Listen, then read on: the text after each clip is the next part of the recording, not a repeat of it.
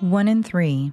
That's how many American men will face physical violence, sexual assault, or stalking by an intimate partner. 1 in 3 women worldwide will endure physical or sexual abuse, most often by someone they know. But domestic abuse isn't just bruises. It's manipulation, it's fear, it's control that seeps into every part of your life. I'm Ingrid Dutton, and I survived it. Then I created 1 in 3 so no one else has to suffer in silence. Each week, we break that silence together. Occasionally joined by survivors, loved ones, and experts, we talk about the pain, yes, but also about the healing, resilience, and the fight to reclaim your life. This podcast is more than awareness, it's a lifeline. And a reminder, you are seen, you are heard, you are never alone. Search for 1 in 3 wherever you get your podcasts, because every voice matters and every story deserves to be heard. Sisters function as safety nets in a chaotic world simply by being there for each other. Carol Celine.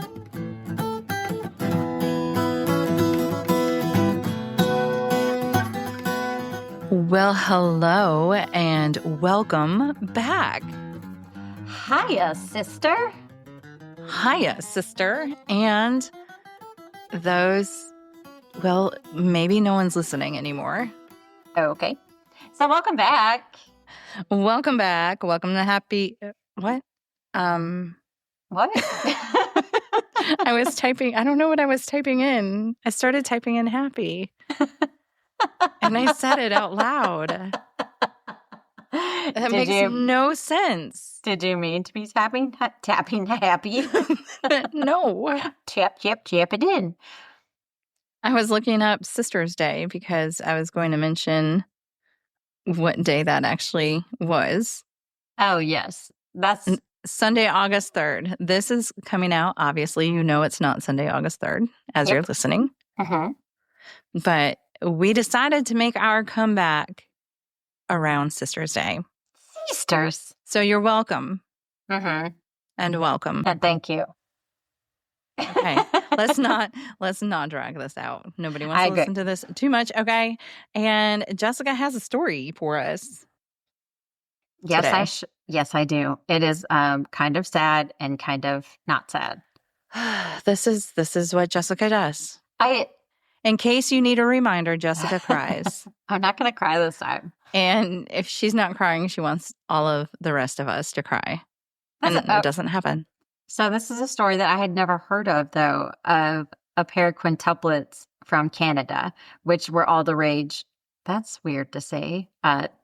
They were, a lot of people know about them back in the 1900s, which just made me feel really old saying that. Okay. Wait, what now? A lot of people, what now? Knew about them in the 1900s. Why did that make you feel old? Saying 1900? Because we were born in the 1900s? Well, not like 1900. Obviously. Yeah. Just in case any of you needed clarification on that. Thanks. But still, why would that make you feel old? I don't know. It just did. Can I tell my story now? 26-year-olds were born in the 1900s. May I tell my story, Is please? 26 old? No. You should say no because you're twice that. Anyway, carry on. This story is about the Dionne Quintuplets. And I may not be saying that name right. I tried to look for pronunciations, but I How do you spell it? Dionne. Dionne. Dionne. What did you say? Dionne. Dionne. Dionne. Okay. Oh, gosh. Okay. Ready? 5 identical girls were born on May 28th, 1934, in the village of Corbeil, Ontario. That's in Canada. Their names in order of birth. Do we know how common multi-births were? I'm going to get to that. Oh, okay. Okay. Sorry. You know it's me. That's what you cry. I jump ahead. Oh my gosh, I know. Their names in order of birth were Yvonne, Annette, Cecile, Emily, and Marie. The girls were born 2 months prematurely, and collectively they weighed less than 14 pounds and were reported to be small enough to be held in one hand. Not all 5 of them, but like one in one hand. My goodness. I know. They were not expected to survive and were the first quintuplets in the world known to have survived. First quintuplets. What? Yes. Wow. Isn't that crazy? So Well, it's crazy that there was did their mom survive? yes. She did? Yes. Oh. Will you let me tell the story? I'm sorry. Okay, yes. Okay. Dr. Alan Ray Defoe delivered, and he also had 2 midwives.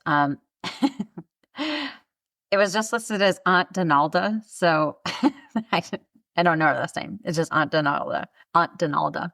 And Donalda Dionne. Maybe. I don't know if it was their aunt. Oh, okay. Yeah. And Madame Benoit Lebel. Benoit. Benoit. Anyways. About the It's girls. French. Benoit. Emily and Marie shared an amniotic sac. Annette and Yvonne shared an amniotic sac. And it's suspected that Cecile shared one with a child that was miscarried around week 12 because the mom reported that she passed something around week 12. And they think that was the baby. Sister. The baby with Cecile. Hold on one second. Is your microphone on? Yeah. Is your microphone on the microphone settings? Yeah. Okay. So their mom's name was Elzire, and that's it. Period. Their mom's name was Elzire. I typoed. I'm sorry, it threw me off. So the girls were fed quote unquote 70-20 formula, which is cow's milk, boiled water, 2 spoonfuls of corn syrup, and 1 or 2 drops of rum. So that's what the girls were fed. Well, hey. Mm-hmm. It was I bet they slept well, too. 1934. So word got out after their dad's name is Oliva. I'm probably pronouncing that wrong, too. Word got out after the dad's brother asked the local paper how much it would cost to run an announcement for 5 babies at a single birth. So after he went that to the paper, like word spread everywhere. That's really cute, though. That he's asking. I thought so too. So after the word spread, people were donating incubators because what they had done is they had the like hot water bottles all over, and because they didn't have incubators and they had to keep the girls warm, and they were teeny tiny. So people donated incubators that did not run electricity because the family home didn't have any. And Go ahead. Finish the thought. Sorry. Okay. And women. You're so annoyed. See, that's good. We don't have a video. And women all over the U.S., Canada, and I think some even came from overseas, sent in breast milk and were paid 10 cents an ounce, which also helped supplement their income because 1934, Great Depression was, Gosh. Okay. So my question, sorry. Did it say like when they were allowed to go home or how long they had to stay in the hospital? Or no, were they home birthed? They were home birthed. It's 19. Oh my God. Yeah. I'm so sorry. Hold on. I'll catch up. Just give me a second. Oh my God. So it's been a long day. Okay. Stop talking. It's a podcast. A train. Would you on a train? A train with 28 ounces of breast milk was delivered every morning for the girls, which doesn't sound like a lot, but they were so teeny tiny. Oh, all 5 of them. This is crazy. This is craziness. Mm-hmm.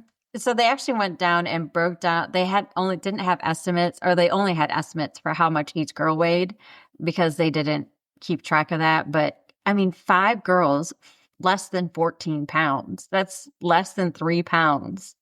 Like, it's so tiny. They're just so tiny. Yeah. Oh, so cute. There are Life magazine actually has this wonderful picture spread. We'll put the link in the show notes because the pictures are copyrighted. I can't show them ourselves, but oh my gosh, they're just adorable. Okay, so this is where it gets a little icky. So the girl's father, Oliva Dionne, he had a problem. Before the birth of the 5 girls, they already had 5 other children, and so now they had 10. Oh, man. Was his problem fathering children?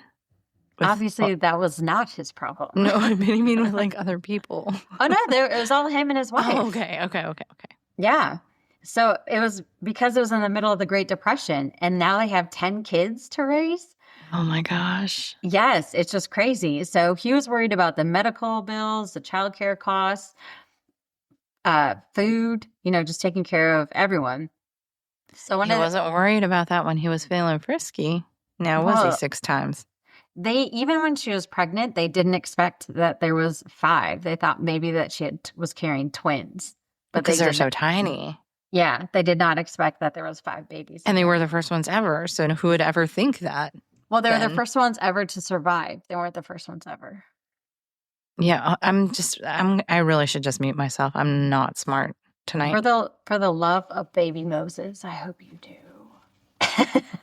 So rude. Okay, so this is where the story gets bad, okay? So the dad being worried about money, the Century of Progress exhibit at the World's Fair in Chicago reached out to the family and said, hey, can we have your babies and their incubators show at our exhibit? And apparently it wasn't unusual for quote unquote incubator babies to be shown at fairs because the incubator was such a new technology that they wanted to show off the actual technology of the incubator. But they actually had babies in them. So like right next to the bearded lady? Right? I don't know. I mean, the exhibit was a Century of Progress. So I think they were trying to show like the medical marvel of it. But at the same time, come look at these teeny tiny babies. Right. Struggling to survive.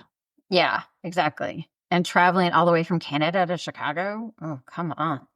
So the dad signed a contract with, for the kids. But here it's a typical fib request, by the way.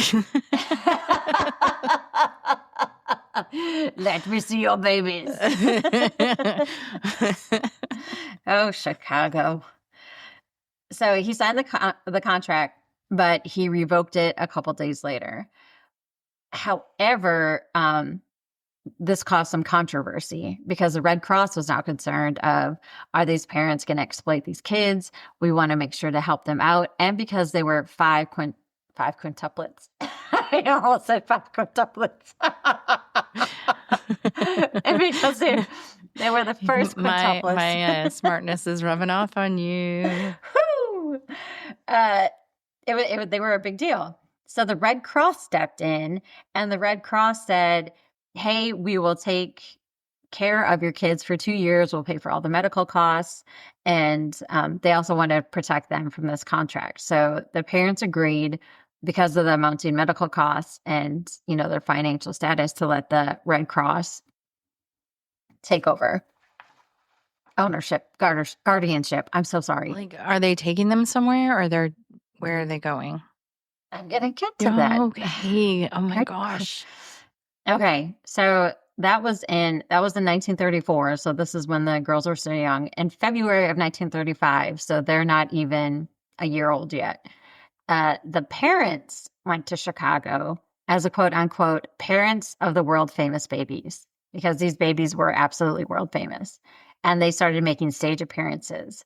So the Premier of Ontario, which is some political position, I'm not quite sure what it equates to in the U.S. I didn't do that research. It wasn't like Prime Minister? Premier? No, it says Premier. Okay. Yeah, Premier.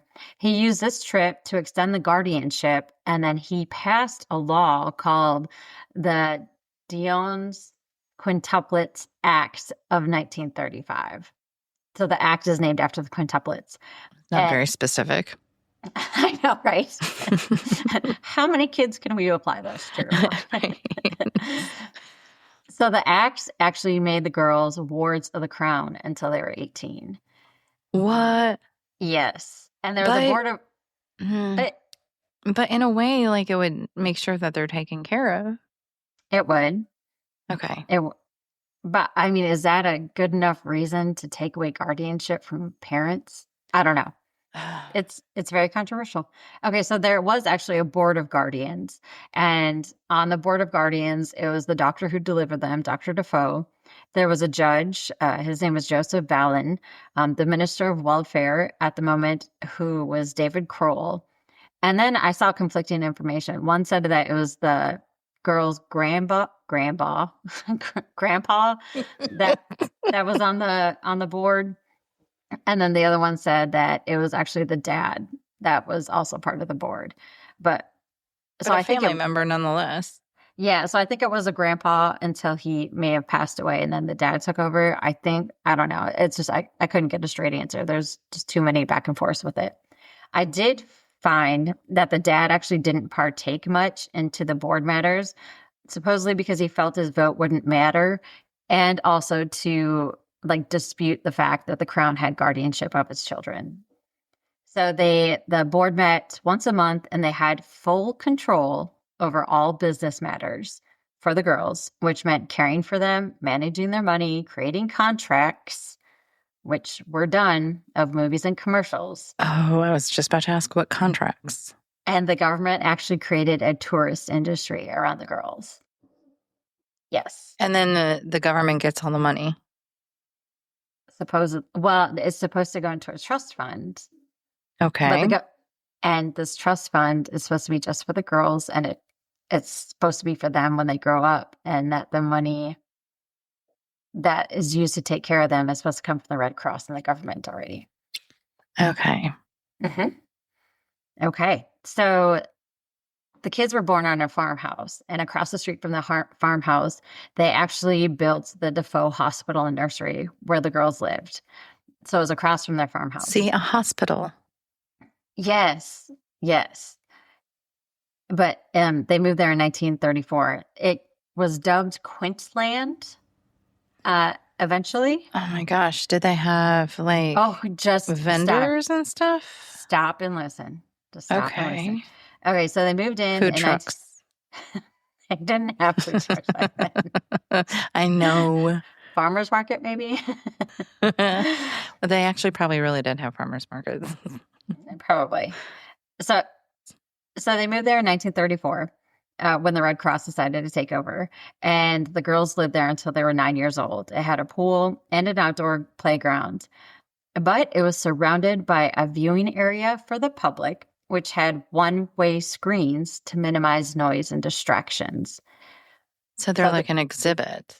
Mm-hmm. The girls were brought to the playground 2 to 3 times a day to be viewed by the public. And the whole entire compound, because the staff lived there too, it was surrounded by a 7-foot barbed wire fence. Oh my gosh. Did they get to see their siblings? I'm going to get to that part. Okay. Oh my gosh. Not until they left their Quintland. Yeah, I think like they met them, but they didn't engage. But I will get to awful. I'll get to their siblings in a second. Okay. So their day consisted of this. They dressed together in a big bathroom. They drank orange juice and cod liver oil, and then they had their hair curled. They said a prayer. A gong sounded. They ate breakfast in the dining room. 30 minutes later, they cleared the table. Then they played in the sunroom for 30 minutes, took a 15-minute break, and at 9 o'clock had their morning inspection with Dr. Defoe. Not sure what that entails. I don't know. Every month, they had a different timetable of activities. They bathed every day before dinner, put on their pajamas, and then ate dinner, which was served precisely at 6 p.m. And then they went into the quiet playroom to say their prayers. Each girl had a color and a symbol to mark whatever belonged to her. So instead of knowing the girls and making sure that they knew which girl was which, they had colored ponytails, colors, and so animals. They're just objects. Mm-hmm. So I know that education for women and girls was a really big thing back then. Was there was there any kind of school or education or teaching them anything? They did. It did say that they attended school there. It didn't say what they learned though. Okay. But Probably like embroidery or cross stitching or something. their Helpful. education does come into play because I think it's in their adult part that I talk about, because when they were 18 and they were out on their own, they didn't know the difference between a nickel and a quarter. Oh my God. Okay. Yeah. So the girls in the colors, Annette's color was red and her design was a maple leaf. Cecile was green and she was, her sign was a turkey. Emily had white and a tulip. Marie was blue and a teddy bear. And Yvonne was pink and a bluebird. So finally, the doctor was viewed as being taken advantage of his new fame. He spent a lot of money. He removed one of the three primary caretakers of the quintuplets that lived at Quintland with them. And this removal involved only their dad, as he took legal action to regain custody.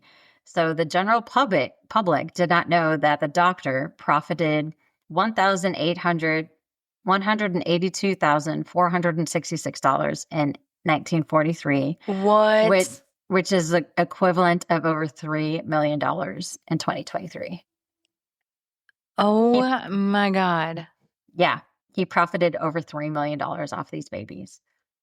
So when the visits first started, the people could watch them through a window in the hospital. And then the hospital realized that this wasn't good for the girls because they got so excited when the visitors came, and they got irritated when they left because they wanted to play with them and interact with them because it's, it's something different. And so telling the visitors to not make loud noises wasn't enough to stop them. So that's how they decided. I'm so grossed out. They're probably like tapping on the window. You know how people do at the zoo, or aquariums. Yep, exactly. Oh my gosh. So they, I think I just said this. They were displayed 4 times a day. I did quote unquote. Sorry, y'all couldn't see that. So the observatory. They could if we were doing video. Stop. So the observatory, which is this enclosed area to look at everyone and not just through the window of the hospital, opened on Canada Day in 1936. Thousands of tourists came to see the daughters, the sisters, and hundreds of cars came in. They were told to be quiet, not to speak to the girls, continue moving to avoid blockages. And if the weather was bad, the girls would not be shown, quote unquote, and no photographs were allowed. The girls were known that they were watched because they could hear screams and laughter. The one-way screens didn't fully block out the visitors, and it said it acted more like a frosted glass. So like you could see a shape behind it, the noise. Approximately 3,000 people per day visited the observation gallery that surrounded the 3,000. 3,000 in 1934. Well, this is probably 1936. To view the playground. Yes. Almost 3 million people walked through between 1936 and 1943. Their dad set up a souvenir shop. The souvenirs had pictures of the 5 sisters, autographs, framed photographs, spoons, cups, plates, plaques, candy bars, books, postcards, and dolls. The dolls of the 5 girls even outsold whatever doll was popular back in that day. I can't remember what it was. I didn't write it down. Did the mom and dad get to interact with them routinely? They could. They were allowed to go over there, but they did not go over there consistently. I mean, I know they have 5 other kids too. Yeah. Gosh. So another thing that they had, which was free for the public, and it was placed in bins, were stones from the area that were claimed to have the magical power of fertility. And it would say that the bins had to be refilled almost every single day. And there was women who would go up to their mom and touch the mom in hopes that her fertility would rub off on them. And I think the dad kind of did something like to exploit that as well. So Quintland became Ontario's biggest tour attraction of the area, surpassing the Canadian side of Niagara Falls. It was only beat by like 3 things in North America. And even several Hollywood stars visited Quintland. So the nursery was eventually converted. So the girls moved out when they were 9, like I said. And the nursery was eventually converted into an accredited school where the sisters finished their secondary education along with 10 Roman Catholic girls from the area who were chosen to attend. Later years, the hospital was used by the recluses of Corbeil as a convent. So other things that the sisters were advertised with, along with Dr. Defoe, they were used for commercial products, including Caro corn syrup, Quaker Oats, Lysol, palm oil, palm olive. So palm olive. It's the dish soap. Yeah, it is. I don't know why I couldn't say that right. Colgate, Aluminum Goods Manufacturing Company, Beehive Corn Syrup, Canada Starch Company, Carnation Milk, Colgate Palmolive Peat Company, which makes sense, Corn Products Refining, and Crown Brand Corn Syrup, and Baby Ruth. They also promoted the sales of condensed milk, toothpaste, disinfectant, candy bars, and many other products. So pretty much everything on the market. Yeah, when they were children. And this money was supposed to be going to their trust fund. Supposed to be. Are you getting to that? Yeah, I am eventually. So okay. I said they left the hospital when they were 9. And by 1939, Defoe... No, I think they actually got custody back before that. Sorry, I got my years mixed up. The doctor resigned as a guardian, and the dad was gaining more support to have his family reunited. And so finally, they were able to regain custody. The Catholic Church and the French-speaking communities in both Quebec and Ontario pressured the government to give the dad custody back. So the pressure stemmed from the fact that the parents had never agreed to the removal of the quintuplets from their custody. So they used public opinion a lot. Oh, no, it was 9 years. Okay, so finally in 1943, they were able to get custody, and they succeeded after Dr. Defoe retired. Okay, this is what comes to their siblings. So siblings usually team up against their parents, right? Like, that's just what we do. Right. So unfortunately, their siblings felt like strangers. They distanced themselves from the children because they hadn't seen each other in 9 years. They struggled to connect. And then also the quintuplets spoke French, which was the nursery rules, and all their siblings spoke English. So oh my gosh. Yes. And so the parents also treated them differently at home. They treated them as one person and 5 different bodies instead of 5 different little girls.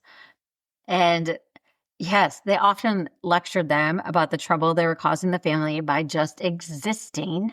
No. Uh-huh. Okay, take them back. I know. That's so awful. Absolutely awful. The girls said that they were physically abused by the hands of their mother, and they were unaware oh my gosh, I can't believe I left this part out. So they don't live in the farmhouse anymore. The family doesn't. They literally built a mansion for the family to live in. I don't think I wrote down like what their house looked like. Did they build that because the girls were coming home, or that was before? It was built because the girls were coming home. A little extra though. But so they didn't know that their house, the food, the series of cars the family were purchasing were paid for by the money the girls had earned. And they called their time in the big house, quote unquote, the saddest home we ever knew. Oh my gosh. They went from being an exhibit to the saddest home they ever knew. Mm-hmm. And then their dad kind of got a little crazy. He was resentful and suspicious of outsiders.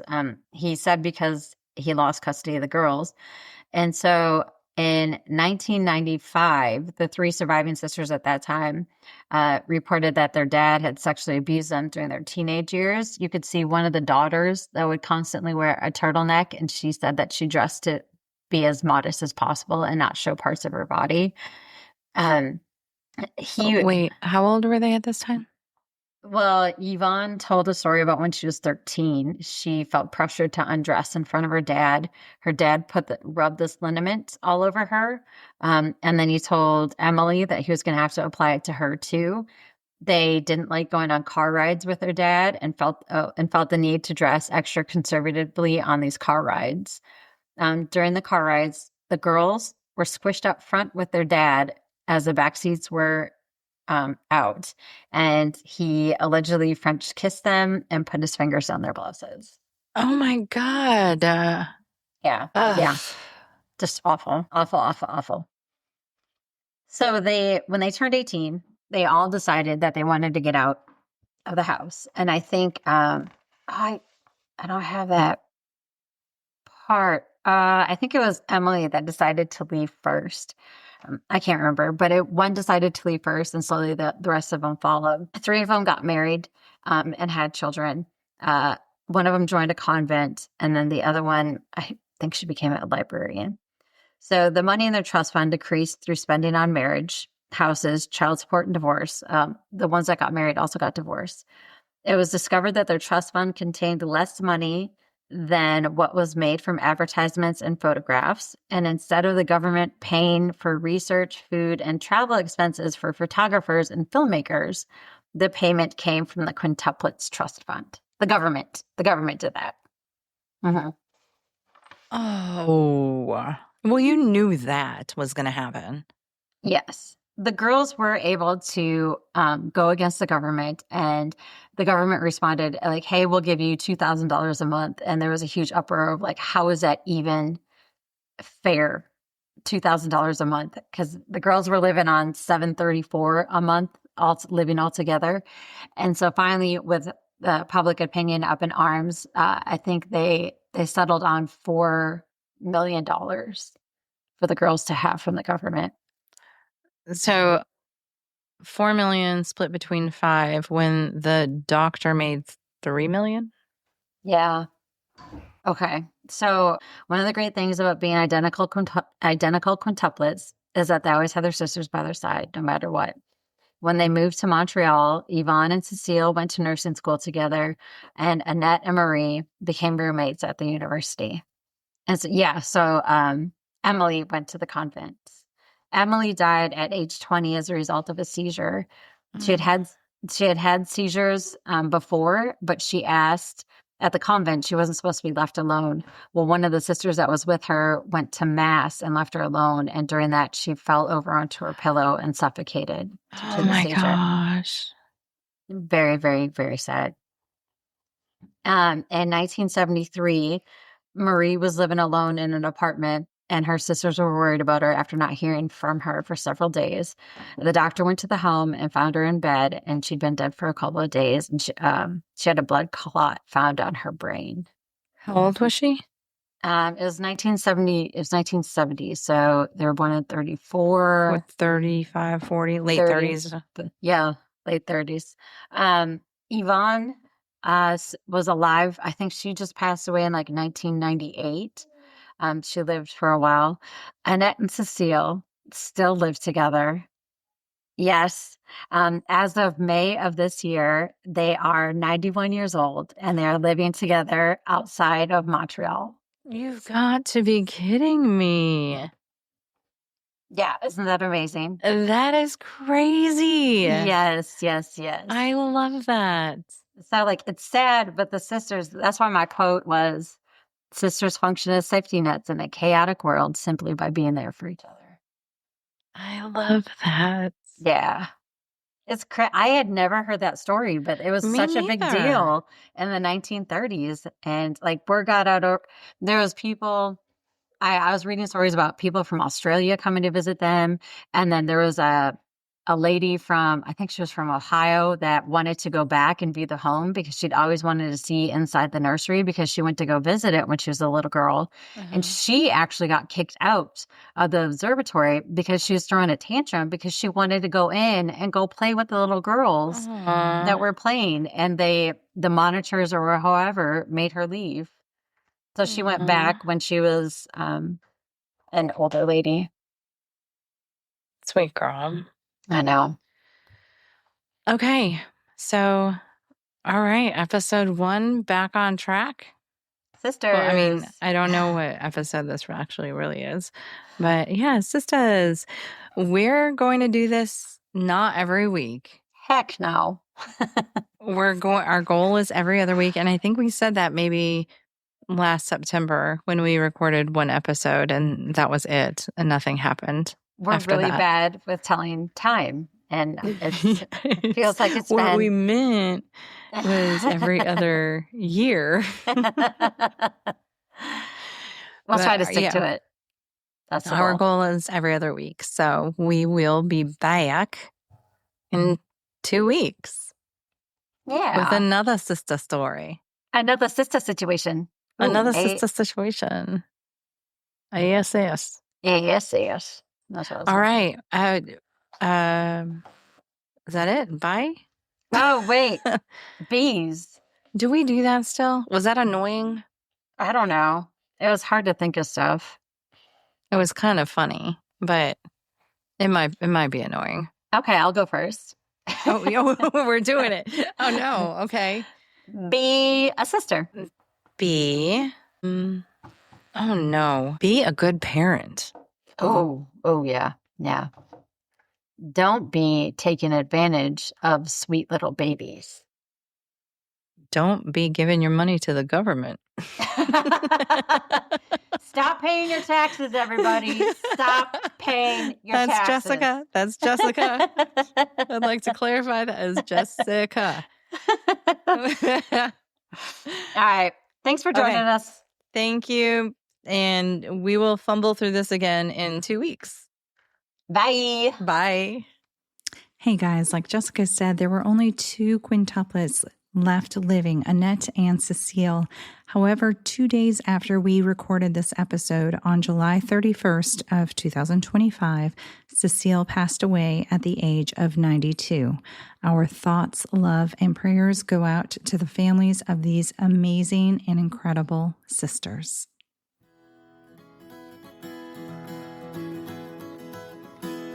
If you would like to reach out to us or submit your situation, please contact us at anothersituationpodcast@gmail.com or find us on Instagram at Another Situation Podcast. We're also on Facebook at Another Situation. Another Situation is produced and edited by Point 5 Pinoy. Music is written and performed by Tim Crow.